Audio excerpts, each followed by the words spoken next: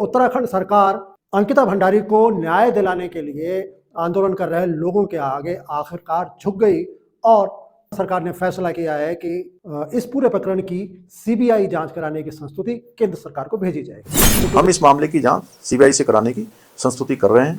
कुछ ही देर में fact checker Mohammad Zubair का एक पोस्ट एक्स पर ही आया जिसमें उन्होंने लिखा था कि मुख्यमंत्री जी एक ही जुमले को कितने बार दोहराते रहेंगे। तो दराती निकलती है या फिर होती है किसी अंकिता भंडारी की मौत।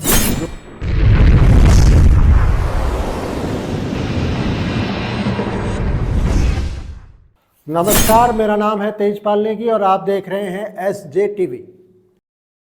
इससे पहले कि हम आज के बहुत सारे अपडेट हैं उन पर चर्चा करें, लेकिन सबसे बड़ा अपडेट अब से कुछ देर पहले आया है कि उत्तराखंड सरकार अंकिता भंडारी को न्याय दिलाने के लिए आंदोलन कर रहे लोगों के आगे आखिरकार झुक गई और सरकार ने फैसला किया है कि इस पूरे प्रकरण की सीबीआई जांच कराने की संस्तुति केंद्र सरकार को भेजी जाएगी। अब से कुछ देर पहले मुख्यमंत्री ने बाकायदा एक वीडियो संदेश जारी किया है जिसमें उन्होंने इस प्रकरण में सरकार द्वारा की गई अब तक की अपडेट दी है और साथ में ये भी बताया है कि वो अब इस मामले की सीबीआई जांच की संस्तुति केंद्र सरकार को भेज रहे हैं। हाल के दिनों में सोशल मीडिया पर प्रसारित हुई ऑडियो क्लिप्स के संबंध में अलग अलग एफआईआर दर्ज की गई हैं, जिसकी जांच जारी है।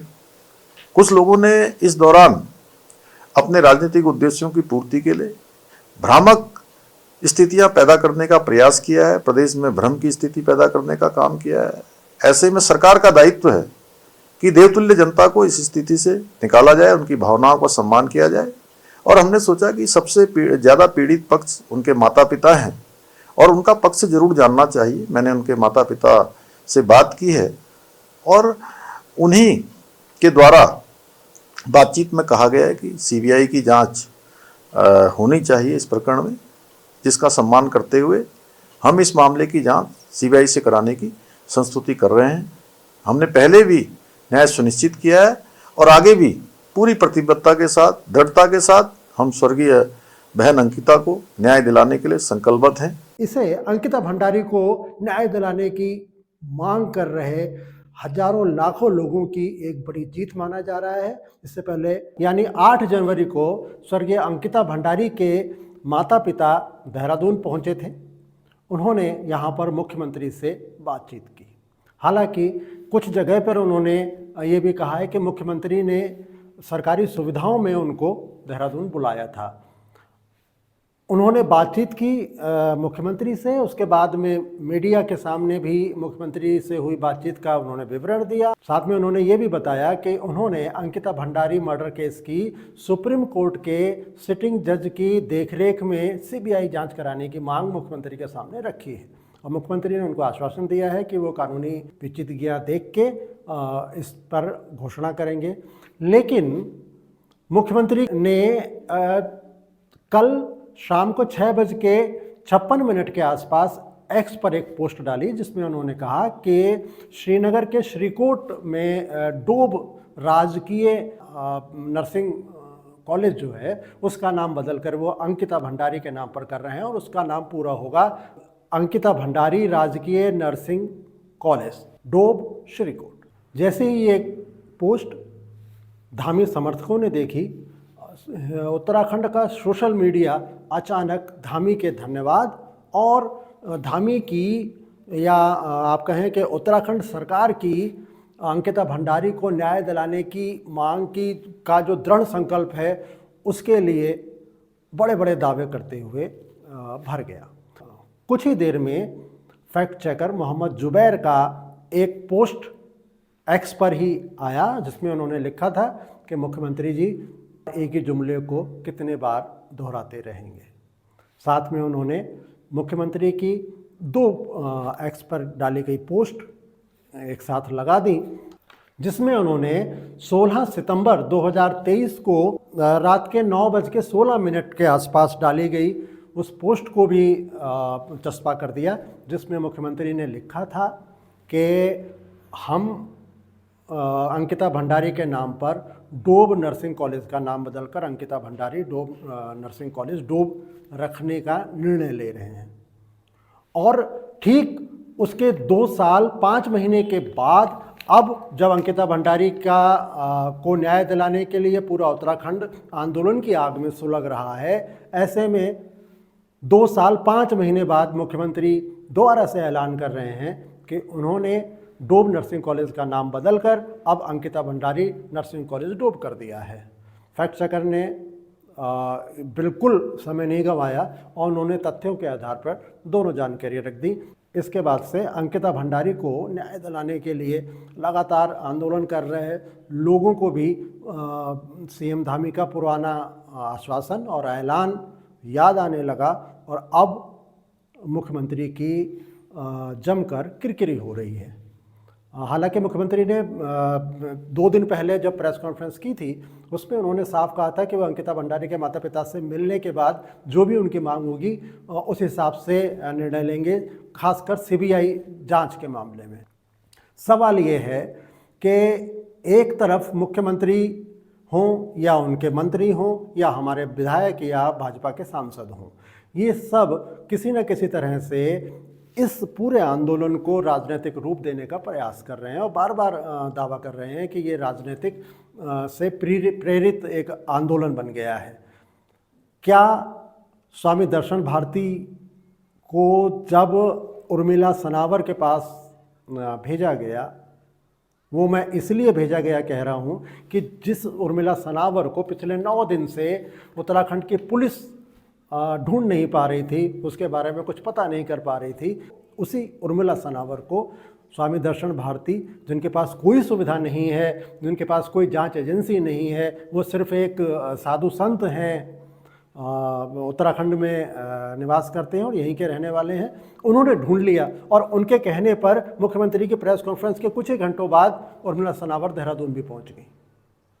उसके बाद जब एसआईटी उर्मिला सनावर से पूछताछ कर रही थी तब स्वामी दर्शन भारती मीडिया को इंटरव्यू दे रहे थे और बार बार एक ही बात कह रहे थे कि मुझे नहीं लगता कि इस मामले में किसी वीआईपी का हाथ है।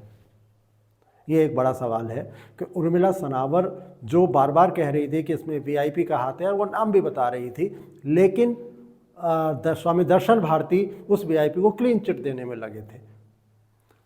एक बात और हमारे दर्शकों ने अलग अलग मीडिया प्लेटफॉर्म पर देखी होगी, जिसमें स्वामी दर्शन भारती के इंटरव्यूज़ जिन्होंने देखे हैं उसमें उन्होंने आखिर में एक बात बोली कि अगर मुझे ये पता होता कि सुरेश राठौड़ को कोर्ट से जमानत मिल रही है, अग्रिम जमानत मिल रही है, तो मैं उर्मिला सनावर को उत्तराखंड कभी नहीं लाता, ये मुझसे गलती हो गई। इसका अर्थ क्या हो सकता है ये आप खुद समझें। एक और बड़ा अपडेट है इसी मामले को लेकर। हल्द्वानी की यूट्यूबर ज्योति, जिन्होंने हंसियां लेकर यानी दराती लेकर जिन्होंने इस मामले में पूरी उत्तराखंड की महिलाओं को एकजुट होने के लिए आह्वान किया था, वो 14 दिन की न्यायिक हिरासत में जेल भेज दी गई हैं। ये आज की अपडेट है। उन पर आरोप ये है कि उन्होंने एक तो स्थानीय देवी देवताओं को भला बुरा कहा, दूसरा महिलाओं को ललकारा और तीसरा दराती का प्रदर्शन किया जो एक धारदार हथियार है। अब बड़ा सवाल ये है, कोर्ट ने भी इस बात को स्वीकार किया कि हाँ ये हथियार है और ये इस तरह से प्रदर्शन नहीं किया जाना चाहिए था। लेकिन उत्तराखंड की बात करें और यहाँ के महिला आंदोलनों की बात करें तो दराती लेकर तो हमारी महिलाएं गौरा देवी के नेतृत्व में पेड़ बचाओ आंदोलन करती रही हैं।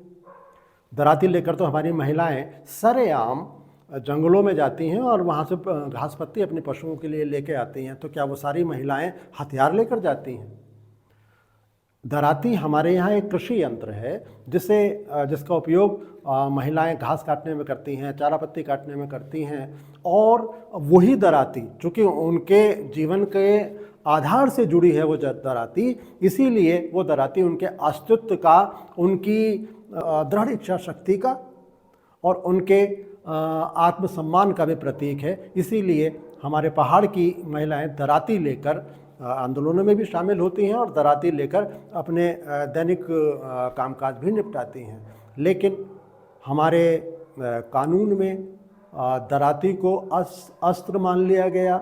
ये वही कानून है जब बड़े बड़े नेता, विधायक, सांसद जब इन अपने आग्नेय शस्त्रों का प्रयोग करते हैं तब उनको इस तरह की सज़ा नहीं होती, लेकिन एक महिला को जो दराती लेकर प्रदर्शन कर रही थी उसको 14 दिन के लिए जेल में भेज दिया गया है। दरअसल ज्योति ने जिस दराती की बात की वो दराती और अंकिता भंडारी दोनों ही उत्तराखंड की महिलाओं की अंतर शक्ति का प्रतीक बन गई हैं। दोनों ही उत्तराखंड की महिलाओं की दृढ़ इच्छा शक्ति का भी प्रतीक हैं, लेकिन हमारी कोर्ट ने दराती को महिलाओं से अलग करने का ये एक बड़ा प्रयास किया। शायद अधिवक्ताओं ने ये साबित कर दिया होगा जैसा आपके सामने कि दराती का प्रयोग करके वो लोगों पे हमला करने जा रही थी।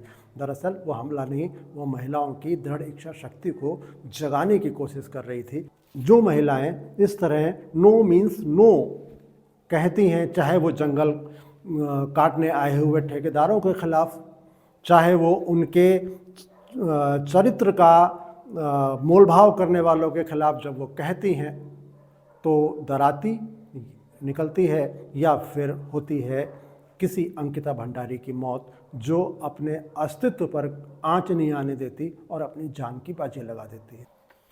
आपको इस मामले में कुछ कहना है तो आप हमारे कमेंट बॉक्स में जाकर हमारे इस वीडियो पर अपनी राय व्यक्त कर सकते हैं। साथ में अगर आपको हमारा कार्यक्रम पसंद आ रहा है तो आप हमें सब्सक्राइब करें और इस वीडियो को लाइक भी करें। कैमरे के पीछे मेरे साथ थी कशिश और मिलते हैं आपसे अगले वीडियो में। तब तक नमस्कार।